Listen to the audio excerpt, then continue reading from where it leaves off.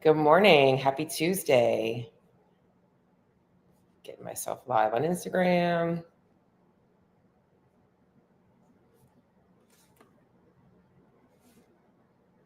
Let's see. I think I'm live. All right, cool. Good to go. Let me just turn off the sound here. All right, perfect. All right, we are good to go. Welcome back to Fit Body Secrets, where my mission is to bring you guys inspiration, motivation, and some tips to help you guys on your fitness and your fat loss and your muscle building or whatever journey you are on to improve yourself through nutrition, fitness, lifestyle changes. I am here to guide you. And today, before I get into today's topic, I am going to talk a little bit about just some thoughts that were coming to my head this morning as I was working out. I was going through some rowing intervals and I was just reflecting on how hard I was on myself yesterday in my training. And if you're a CrossFitter, I know you can relate to having those days where things just don't feel right, like you just feel off. And it's so easy to just get so down on ourselves. And I was reminded that the majority of the people, when they go to the gym, right, they're like not putting expectations like that on themselves. It's like, I'm going to the gym to lift weights and make sure that I hit an RPE of like 8 to 9, hitting some cardio and leaving.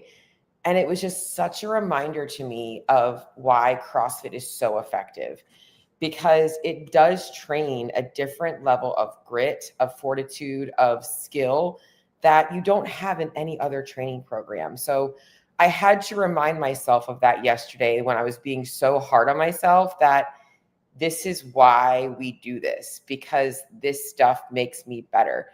And it's also when it's like, okay, maybe this is the time that I should have been pulling back a little bit. Maybe this isn't the day to be pushing myself as hard. So as somebody who has been doing CrossFit for 15 years, I am still in that same mindset on days because it still feels hard. It never gets easier because you just raise your standards. It's not like any other training program. So if you've ever had those days, because let me just tell you, yesterday I was like, I just don't even want to do CrossFit anymore. This is just, ugh. But I was also like, I really want to be good at this movement. Why is this feeling hard?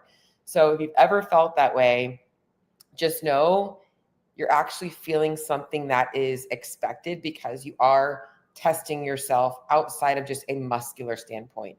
And that is what makes CrossFit so effective, because that's why we love it, right? You leave the gym feeling, well, some days you leave it feeling pretty crappy, but it motivates you to want to get better at that. And some days you leave the gym feeling like, wow, I accomplished something that I didn't think I could. So before I get into today's episode, if you resonate with that, just wanted to share that because I was definitely feeling the feels yesterday, and it impacted my entire afternoon after my workout. I tried not to let it, but it did. Today, I do have two big things that I want to talk about. My last episode, I talked a lot about nutrition, macros, all of the different things, why it might not be working for you. Today, I really want to talk to you guys about tracking without obsession, because this tends to be one of the biggest pitfalls I see, why people burn out from nutrition. And let me just start by saying your nutrition is more than just your macros, which was a lot of what I talked about in my last episode. And really tracking numbers should really never be a focus point. It should literally be a fine-tuning thing. It should never be something that consumes your brain, but it tends to consume your brain because of years and years and years of what you've been told and never actually building the foundation. So today, what I want to do is cover some things to help you guys obsess less about it. And I do definitely think that if you have not watched my last episode, you should go back and watch that one, because I will probably touch on some of the things that I went into more depth on in that last episode. Today is really going to be for those of you guys that want to get results, okay? And let's just be honest. What you track, you can change. I talked about that in the last episode too. If you know how many calories you're consuming, what you're consuming, you also know how much you're moving, how much you're training, you can gauge inputs and expenditure, and you can make adjustments to things. You can also test things when you're feeling like maybe you're not eating enough. Maybe you're getting some cravings. Maybe that's a sign you need to be eating more food. It gives you data that you can adjust off of. That's all it is. it should never be this math project or this constant like mind game, but somehow along the way, people have made it into this big mind game, which is not really what it's supposed to be. In fact, I remember when one of my coaches tried to get me like really focused on macros, and it just was not intuitive to me. It felt unnatural. And I'll be honest, it did temporarily ruin my relationship with food, because there was a time where I was like restricting protein because I was getting so much protein from like other food sources, oats and grains or whatnot, that the amount of protein I would have left over at dinner time was like nothing. And I'm like, yo, I'm eating like a vegan meal now because there's like no protein left in my diet. And I'm like, this just cannot be healthy. So I had to take a step back and realize that that was not the right approach for me. And it's what I teach. I do not teach people to be, working on spot on macros. It doesn't work. It creates too much stress. And for a lot of you guys, you need different things besides just the macronutrients. A lot of you guys are in a time of life where you're busy, right? Like you're CrossFitting first thing in the morning or after work, your day is full. You don't have time to be sitting there trying to figure out, how many grams of protein this meal, it's too much. We need to simplify things. And that's why the last episode will be very beneficial. Today, I really want to focus on making the tracking aspect of things very easy and simple for you, whether you use an app or you don't use an app. And then also want to talk to you guys about my Jumpstart that's coming up. That is going to be starting on February 9th. Would love for all of you guys, if this episode resonates with you, my last episode, you are looking to lose body fat, or maybe you're looking to improve your performance in the gym, or you are thinking that maybe there's just something not right with your nutrition. Maybe your metabolism, your hormones are off. You don't know where to start. Like, this is for you. Whether you've been tracking for a while, you're not getting results, whether you have never tracked before and you're ready to try using it, but you want to see how I do things in my program and how we create results and hopefully help you build. I call it the Jumpstart because it truly is the first 21 days of taking you through a plan that's going to get you completely different, completely transformed over the next 12 to 24 weeks. So if you want in on that, I'm going to talk about that at the end of this episode, but let's get into some of the macro tracking stuff that you need to hear about. First and foremost, I hate even using the term macro tracking because I don't think anybody should ever be tracking macros, all right? We should be tracking our food. First and foremost, we're just tracking our food.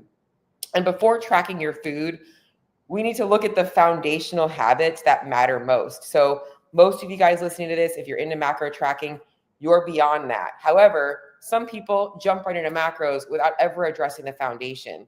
If you don't already have a good concept of meal balance and structure and routine meals throughout the day, whether that's breakfast, lunch, dinner, and a couple of snacks, or breakfast, lunch, and dinner, whatever it is, those are the places to start. All right. We don't need to add more overwhelm to you by doing that. Now, as I mentioned, we should not be thinking about tracking macros. We should be tracking your food. And in the beginning, maybe that's all you're doing. You have a system, and in your head, you're like, I eat 3 meals a day. I eat, a palm portion of protein, a cup of carbs, about a thumb size of fat. If you're using the portion control method, you have a plate and you're building it out by thirds. You've got a third protein, a third veggies, a third starch, and then you're sprinkling some fat on. Whatever your strategy is, you've got some kind of a system built in place, okay? With any type of plan, there's always pitfalls. So if I'm doing that, obviously, what do I do when I want to have pizza, or I decide that I randomly want to have some chocolate? It doesn't fit the plan as easily, right? That's where people in that aspect of things can sometimes get stuck. But the same thing can happen with macro tracking, right? Vice versa. Somebody can go into macro tracking and they're like, oh, I can just fit all these foods in. But now they're literally playing number Tetris because they fit in all of these, chocolates and mixed ingredient foods that are making it hard for them to get enough protein. So we really need to be looking at that foundation should be there, the basics of the meal structure, meal timing, and we're tracking that stuff. That allows us to build some flexibility into your diet by tracking things, right? Okay. So going into part 1 of this is really looking at the different ways to track. And the first way to track is simplifying, right? You have to hold yourself accountable though to, okay, I'm sticking to 3 meals and 2 snacks. I know about what's on that plate so that if I'm like, man, I'm still feeling kind of hungry, you can start addressing and adjusting things. You can add a little bit more protein. You can add a little bit more carbs. You can add a little bit more fats and playing around with that. This way is great for beginners. It's great for somebody that's transitioning from a very processed diet, or maybe they've just been eating, very chaotically. It can help build basics, right? It's also good for people that can stick to a lot of the same things. They don't have a lot of variance in their diet. When you have a lot of variance in your diet, maybe foods are different, you like to have that stuff, tracking can be a lot more helpful.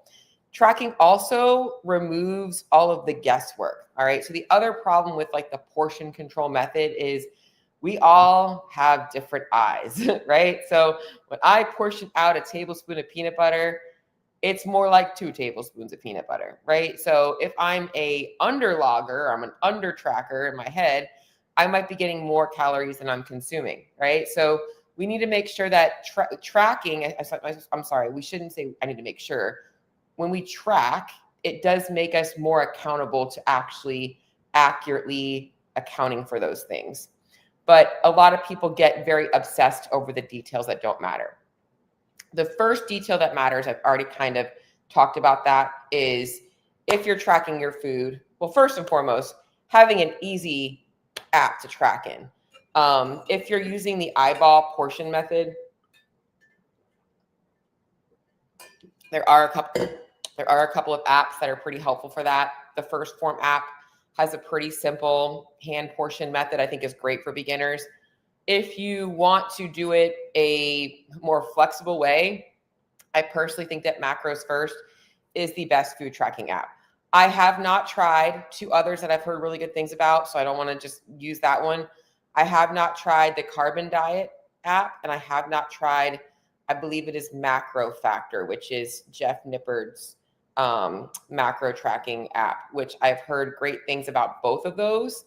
So if either of those are one that you use, that's good. MyFitnessPal, probably the most well-known one, has a big database, but has a lot of inaccuracies in what's actually in there.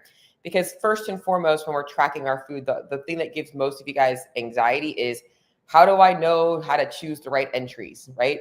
So the first thing is making sure that you have an app that makes that easy for you. I personally think Macros First is the easiest way to do it, okay? It's got the most consistent entries in there for you. There's not a bunch of user entered input, so you're not getting a bunch of random stuff, okay? So using an app that's simple. Now let's talk about the part that matters most, accurately accounting for things, all right? This goes whether you're tracking or you're not, because you can say, I ate 3 meals and 2 snacks and it was about this much, but if you aren't taking consideration the coffee creamer in your coffee, the random handful of pretzels you had, the bite of your kid's mac and cheese, all the little things that you added up, that's still not tracking accurately, even if you're not tracking.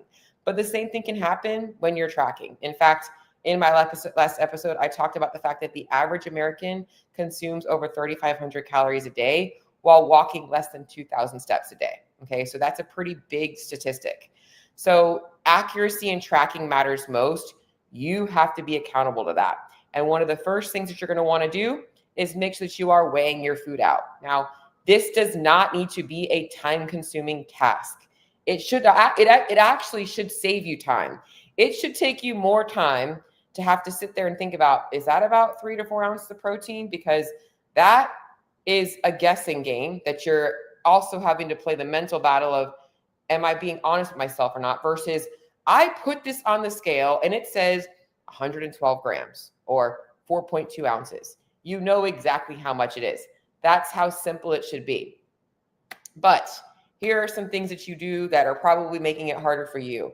You're trying to weigh things and you got your phone open and your kids are screaming at you and you're trying to do everything at once, right? Like, I get that. That can be overwhelming and stressful. You're trying to make dinner for your whole family and you don't know how you should be weighing things out, okay? I get that. So let me give you some strategies first and foremost, right? First thing I always do is in my kitchen, near my scale, having some kind of a notepad nearby, all right? Something to just, if you're cooking food or whatever, you don't have to worry about having your phone right there. Just jot down how much. I put 2.1 ounces of pasta in the pot, right? So you know exactly how much raw pasta you had. I just used 32 grams of dressing. I cut out, or whatever you're doing, you have something nearby to jot it down, because you can then, when you sit down to eat, open your phone and just track it while you're eating. All right. So don't try and do two things at once. It's going to make your life harder. Now, there might be times where you can do that. So like often when I'm cooking my breakfast, that's a good time for me to multitask while I have my lid on and I'm letting my vegetables heat up for my eggs. I'll typically open my app, and I eat a lot of the same things. So I'll copy from yesterday, which is going to be another strategy I'm going to give you guys. And I'll just adjust the amounts and maybe kind of figure out my next meal from there. But don't try and do everything at once. Make it as easy as possible for you just to notate how much it weighed. All right.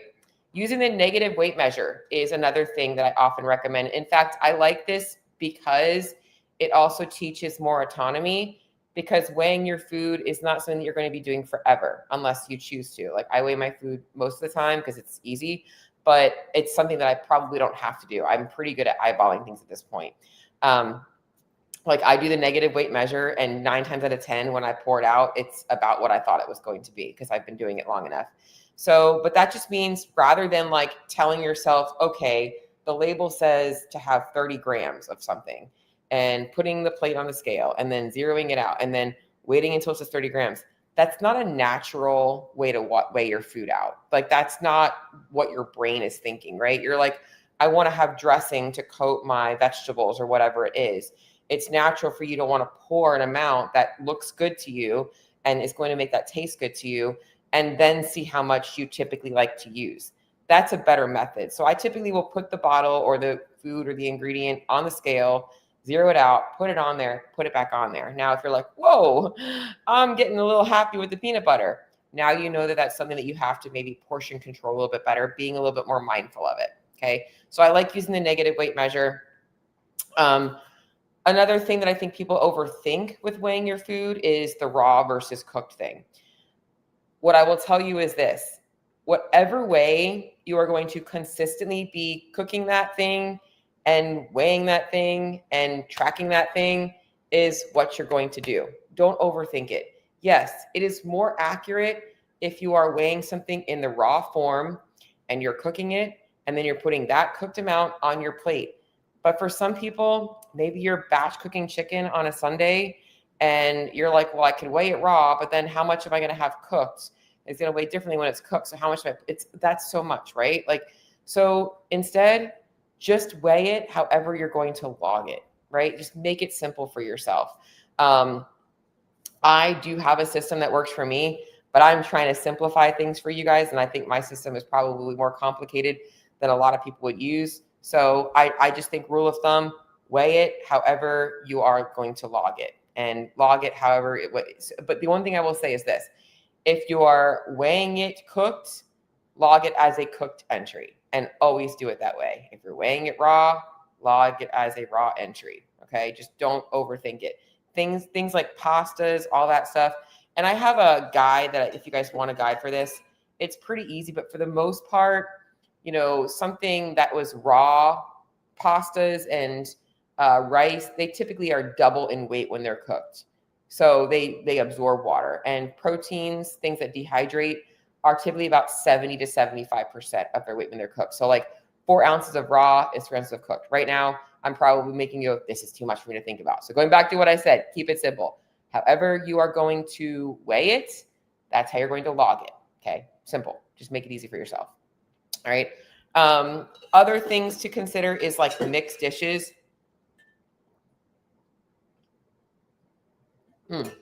Sorry. Thirsty today.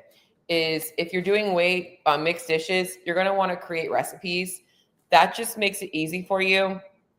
Once you've done it once, you won't have to keep re-repeating it, right? So like if you're doing like a big stir fry, having that paper nearby, writing down all the ingredients, going ahead and throwing it into the pan, getting it all cooked up. And then when it's done, you can go ahead and log a recipe. Again, I have guides for this, and we'll walk you guys all through this if you're in the jumpstart on how to do this. It makes it super easy.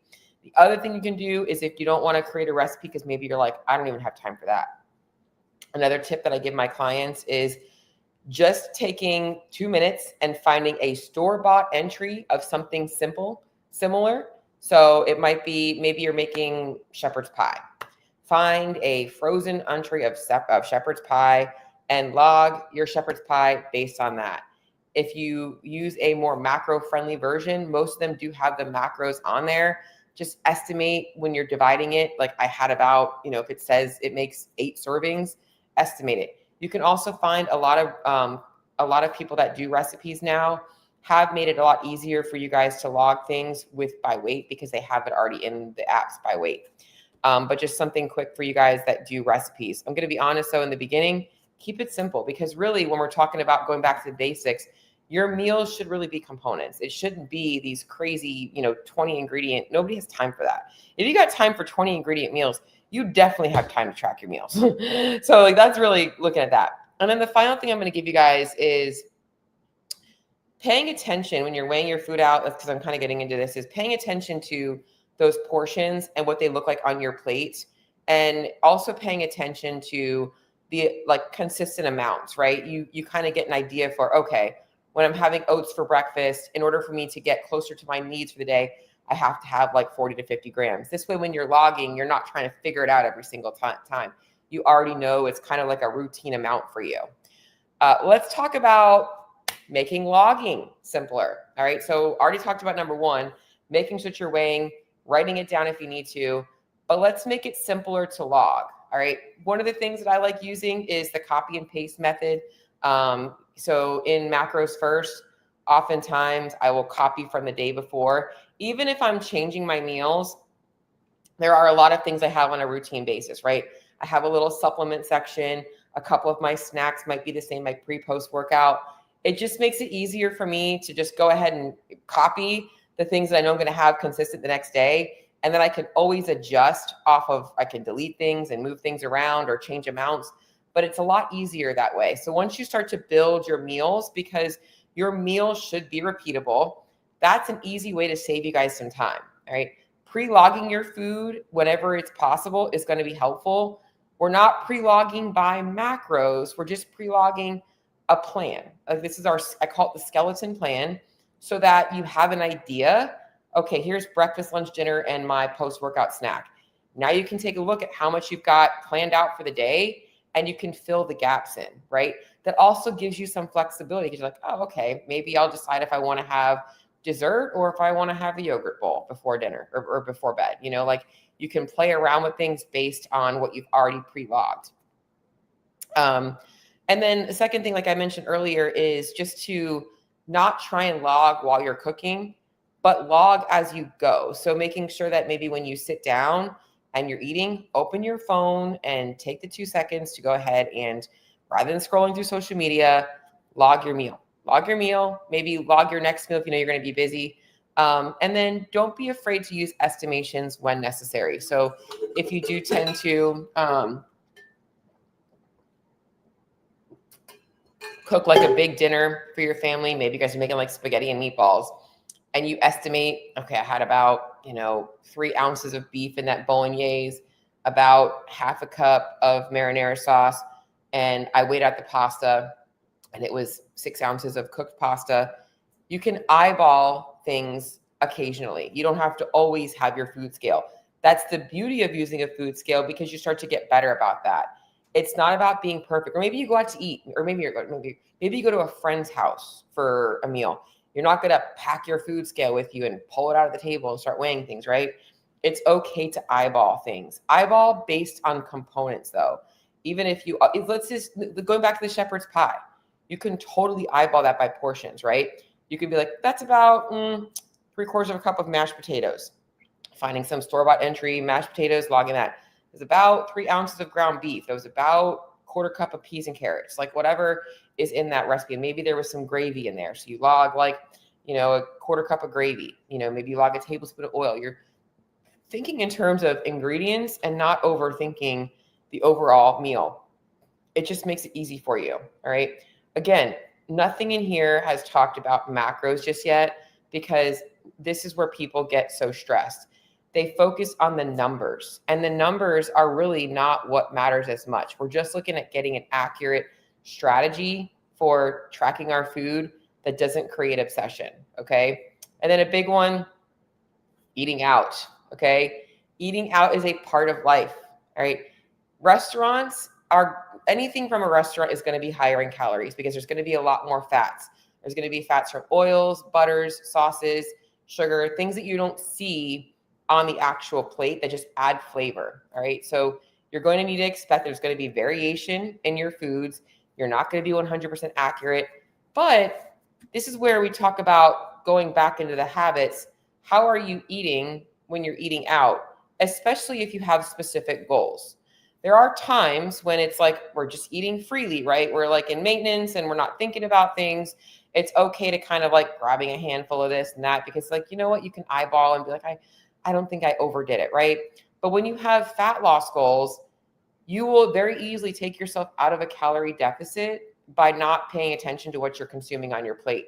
And it's where going into that plate method can be helpful when you're eating out. All right. So like, you know, choosing it. The other thing I think about when I'm eating out is if I do want to have maybe like an appetizer and a meal, I think about, okay, my appetizer might be my afternoon snack. So maybe I'm going to skip the afternoon snack because I'm going to have that with my meal. I kind of play around with the plate method there too. But when you're eating out, you're not going to be perfect on things.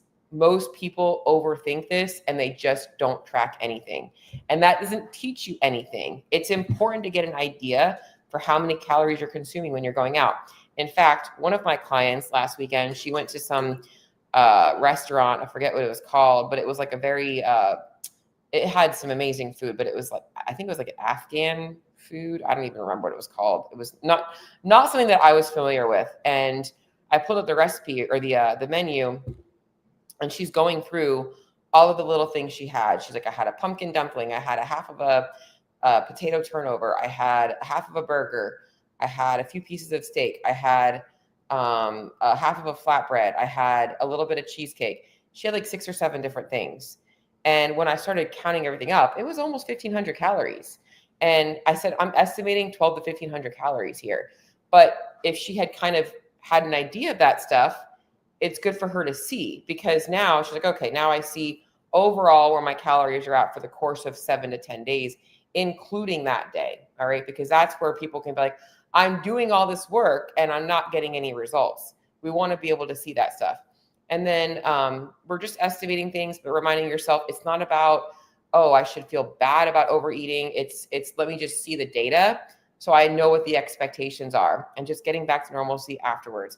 A lot of people stress about going over on numbers. And that's where I really want to kind of emphasize here is I haven't really even talked about numbers yet, because that's where people get stressed out.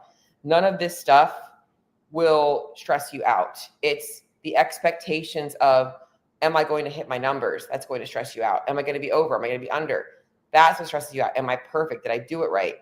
That's what stresses you out. Those are the things that stress you out. Along with, if you're somebody who doesn't have any structure to your meals and you're snacking a lot throughout the day, that does require a lot more mental energy to every time trying to be reminding yourself of that. But that's not a obsessed with macros problem. That's a, you are eating too many times throughout the day problem, because grazing is not a natural way to be eating. It's not a, I don't want to call it not a healthy way to be eating, but that is a recipe for overeating, right? You're always giving your body feedback that every time you get a signal of like, I want to eat something, you're eating something. And we're not always hungry physically that many times a day. It's become a habit. So sticking to structured meals is going to help you a little bit with that. I'm not saying to ignore your hunger. I'm just saying that looking at those habits, that might actually be a sign that maybe your meals and your snacks aren't big enough. That's a common issue. A lot of times when people are not making it to their next meal or snack, it's because their previous one wasn't big enough. Just by increasing more food, the food noise between the meals goes down. Okay. So here's a couple of things I want to leave you guys with on this before I transition to the jumpstart. The most important things you guys can do to make keeping track of your food simple is stick to anchor meals. Okay. We should all have anchor meals. We all have anchor meals. Whether you're tracking your food or not, you have meals that you rely on right now. It's just, are those meals built to get you where you want to be or keep you where you're at?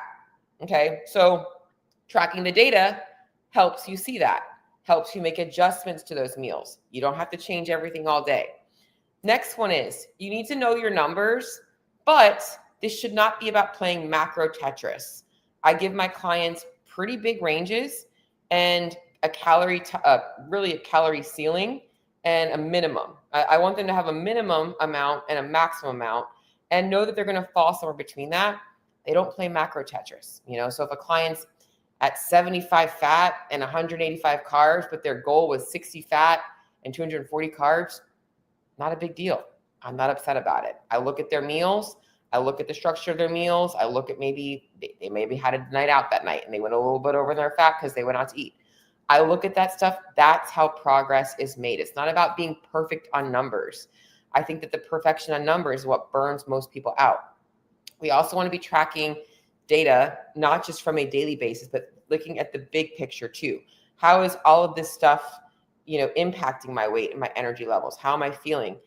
So for instance, here's a great example is if you are tracking your food Monday through Thursday or Monday through Friday, and you're eating 1,600 calories, but like it's Saturday afternoon and like you cannot stop thinking about food, that might be a sign that maybe you're not eating enough throughout the week and you're busy. So you're stressed. So your hormones are kind of like not sparking your appetite because they're suppressing your appetite a little bit. And on the weekend, when you're more relaxed, you're like, man, I want to eat a little bit more. So sometimes by eating a little bit more throughout the week, your inclination to eat too much on the weekend goes down. Those are all things that I look at in my program. So really the main thing here is that I think that most people, when they talk about getting stressed about obsessing over macros, maybe you feel overwhelmed by starting it. It's because you're focusing so much on the numbers and not the system. The numbers don't matter as much as the system, because at the end of the day, tracking the food should be an afterthought. It should not be that hard. It should become just something that you do. It doesn't even really take up that much mental energy. I will say this, and this is funny. I had a conversation with my business mentor because I am a very data-driven individual. I look at like my Whoop band. I look at my calories. I don't really look at my calories, but I do track my food. I weigh myself. I track metrics in business. And he had mentioned to me adding another tracking sheet. I'm like, you know what, dude? I don't think you know what it feels like to be tracking so many things. And I can understand that aspect of things for you guys, that maybe you have a lot of things that you're keeping track of, right? You're keeping track of your kids' schedule, your kids' or your business meetings, you're keeping track of your business finance, your personal finances, like all of this different stuff. It could feel like one more thing. And that's why I think that just like any other thing that you track, it's making it just become part of your system. So that's truly what it is. So I'm not sure if any of you guys on here that are watching have any issues with tracking your food or anything like that, because I do want to help simplify that for you, especially if you guys have goals to lose body fat, improve performance, because that is people that are getting results, they're tracking. Whether they tell you they're tracking or not, whether they're actually using an app or not, they're tracking, they know. And the ones that aren't tracking spent a long time tracking their food or a long time tracking in some way to ensure that they're going to get results. So if you guys have specifics on this, let me know. But I am going to talk a little bit about my Jumpstart. I have some people on here still live. Would love to give you guys a little bit of information on the Jumpstart, because it is going to be starting on February 9th. And I'm just going to pull up my quick sheet here because I didn't add this to my notes that I had for today, but I do want to make sure I cover everything for you guys. And I'm not super good about remembering everything. Okay, so I am hosting a Jumpstart. Now, this Jumpstart is for everyone, but it is also for a specific person that I want to speak to. If you're somebody who has really been struggling to figure out how to lose body fat without so I get a lot of CrossFit women, right? We all have, I talked about this at the beginning, we all have performance goals, whether you are looking to compete or you just want to feel good about your scores on the leaderboard, right? You just want to get fitter in the gym. You want to feel good. You want to look good. But you want to feel good in the process, right? You don't want to feel like crap. Maybe you have tracked in the past. Maybe you have not tracked in the past. You need a strategy. You need a strategy to help you learn how to eat, to fuel your body, to get the results that you want from a body composition standpoint. You are not looking specifically for a number on the scale. You might have a number on the scale in mind, but it's more so I want to look and feel good, right? So that's the main goal. You're training hard. By the way, when I say training hard, I'm not saying that you are a freaking badass athlete. Like, I don't want you to hear, oh my God, I'm like a competitor. No, anybody that's showing up to the gym 4 to 6 days a week and you are pushing yourself in the gym, you're training hard. Maybe you are finding yourself low energy. Maybe you have like a poor recovery. Maybe your performance isn't going the way you wanted to. Okay. Maybe you're listening to this episode and you're like, I can't even think about tracking my food because I'm so burned out. I am so burned out from it, or it felt overwhelming and you never started it. Maybe you're somebody that is like eating clean. You're like, I'm eating so clean and my body's not changing. I get this all the time. Okay.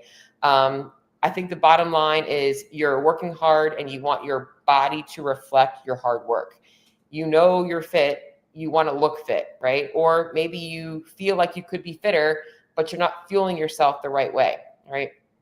And I think a big one here is, this is common with me, and I know this is like, maybe you're somebody who what worked before isn't working out. And maybe that was macros. Maybe like, I did the macro thing and it worked for me once. I don't just teach macros. This is not a macro plan. Okay. I'm not dumbing myself down to macros. Macronutrients are a part of your nutrition, not the whole story. Your body is not responding because your body is not a math project. We need to make sure that you are getting enough nutrients for recovery, that your meals are built to energize you, that you're getting enough throughout the day. And you want a plan that's going to fit your life. All right. So I get this a lot. Man, it was so easy when I had no kids, when I was just me taking care of myself. Like, how could I be so disciplined? You had so much more mental bandwidth, right? That's why I put this episode out, because I want you guys to simplify things. All right. So this is going to make it a lot easier for you. I want to simplify what you're doing. This needs to fit the plan, because guess what? For a lot of people, you can go through a short challenge or series or whatever it is, but can you stay consistent with the habits that you've built to maintain? My goal is that you guys live lean, not just lose fat. All right. So here's what you're going to get in this jumpstart, so you have an idea of what to expect. We do have weekly calls. We're going to have a kickoff call on February 5th. The program doesn't start until the 9th, but I'm going to be doing the kickoff call before that. So you guys will have action steps. You'll be ready to go. You'll be able to take the weekend, do whatever you got to do to get yourself mentally, physically ready, which really you don't need much.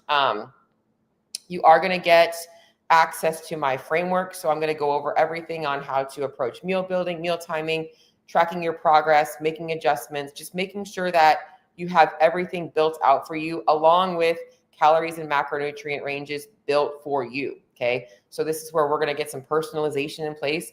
Everybody's getting an assessment. We're going to make sure that you have the right balance of nutrients for you.